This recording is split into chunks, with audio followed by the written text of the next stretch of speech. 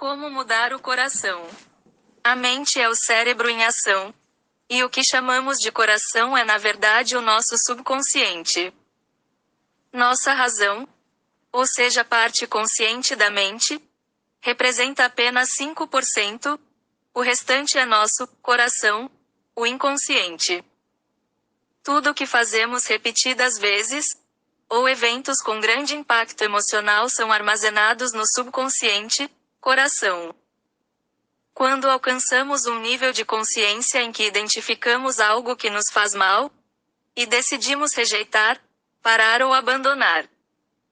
Nesta hora, uma luta desonesta do coração versus a razão é travada na mente. As situações experienciadas na infância, em nossa família de origem, quer seja por eventos que se repetiram várias vezes, ou por acontecimentos, ainda que únicos, mas que tiveram forte impacto emocional constituem nosso coração, e este coração provoca em nós um desejo de repetir de forma inconsciente aquilo que nos é familiar. Isso nos empurra a vivenciar experiências dolorosas, mesmo não as querendo de forma consciente. Desta forma, repetimos os mesmos erros do passado, e muitos vivem a mesma realidade que viverão seus pais, ainda que não queiram. De fato, temos de nossos pais muito mais que desejamos. Já reparou que as notícias dos telejornais são em sua imensa maioria coisas ruins? Não é por acaso. O ser humano é atraído e dá mais atenção aos fatos ruins. Pense nesta hipótese. Suponhamos que você se produza para participar de um evento, onde você recebe 9 elogios e uma crítica. Muito provavelmente será sobre a crítica que você irá pensar. Por ser assim, as experiências negativas ficam registradas como que em alto relevo, de sorte que, quanto mais conturbada for a infância de uma pessoa, mais relacionamentos conturbados ela irá procurar em sua vida adulta, arrastada pelo seu coração. Observa-se que meninas que sofreram com um pai adicto em sua infância, na vida adulta tendem a se aproximarem de homens com algum tipo de vício. Isso ocorre basicamente por duas razões. A primeira é o sentimento de conforto por algo já conhecido, ainda que doloroso é menos assustador do que a insegurança e o medo do novo. A segunda razão é a extrema vontade de corrigir o passado.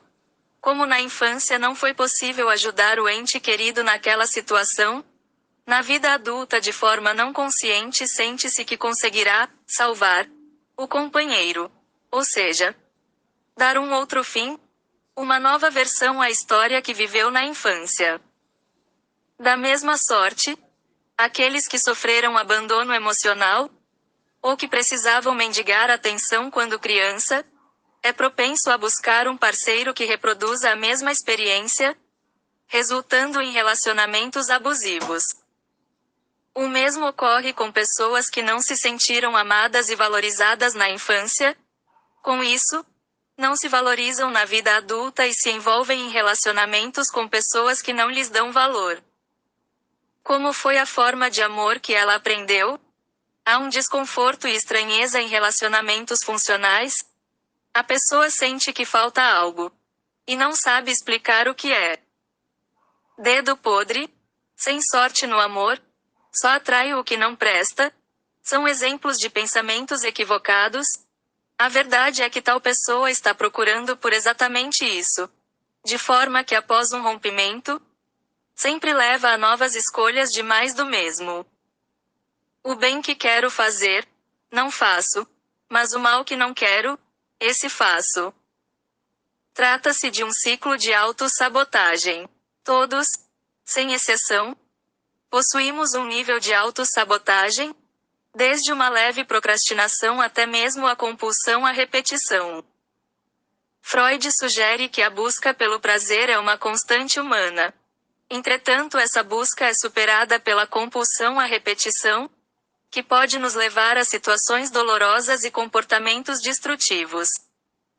Nosso modo de sentir, pensar e enxergar o mundo resulta da estrutura neural formada através de nossas experiências, especialmente até os 7 anos de idade. Não é nada virtual. Ao contrário, trata-se de um complexo e fisiológico sistema, acionado por meio de reações químicas capazes de proporcionar a neuroplasticidade do cérebro. Em pobres palavras, nossas emoções mudam nosso corpo físico. É um grande equívoco sugerir que um indivíduo possa descartar uma crença com facilidade, como alguém que cospe, uma vez que elas fazem parte de nossa estrutura neural. É mais difícil e mais doloroso que arrancar uma mecha de cabelo de uma só vez. Não cabe falar em desconstruir, como se fosse uma obra de alvenaria.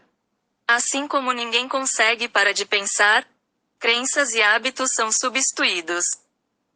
Suponhamos que eu lhe diga para parar de pensar em uma maçã vermelha, e insisto, pare não pensar em maçã vermelha, nem com casca nem sem casca. Perceba em que você acabou de pensar. Então te digo, pense em uma banana amarela semi-descascada, banana amarela com a metade sem a casca. Naturalmente a maçã vermelha só saiu de seus pensamentos quando a banana passou a protagonizar.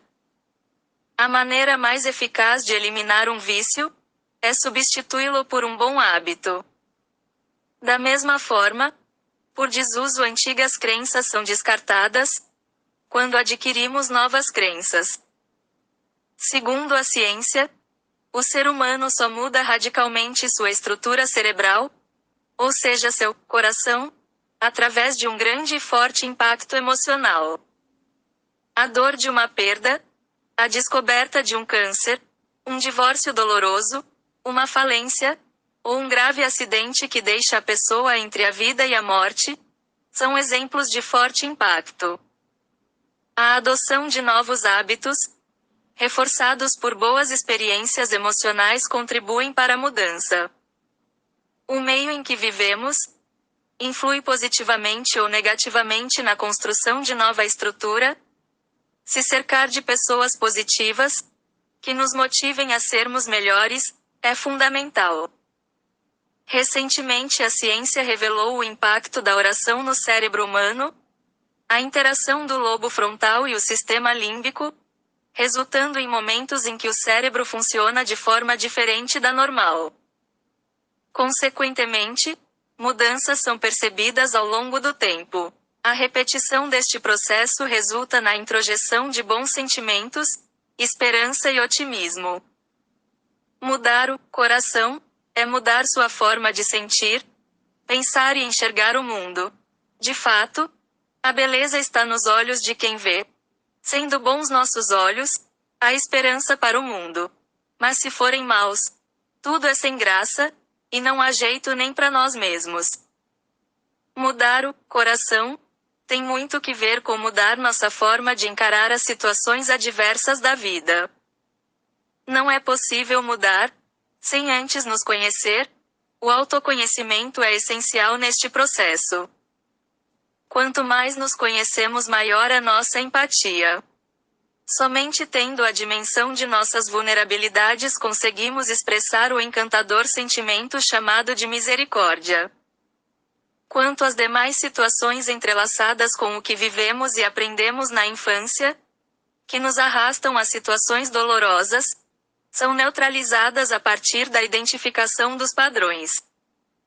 Ao torná-los consciente, estes são suprimidos por processos voluntários de condicionamento para a nova realidade, uma vez que o córtex frontal é capaz de dominar o sistema límbico. Quando sabemos o que estamos fazendo, é a razão dominando as emoções. Somos o resultado da percepção que temos de tudo o que nos aconteceu. Uma vez que nossa percepção é transformada, uma nova realidade é criada a partir das atuais experiências, ainda que sejam similares às anteriormente vividas. Portanto, mudar o coração não é tarefa fácil, mas é totalmente possível.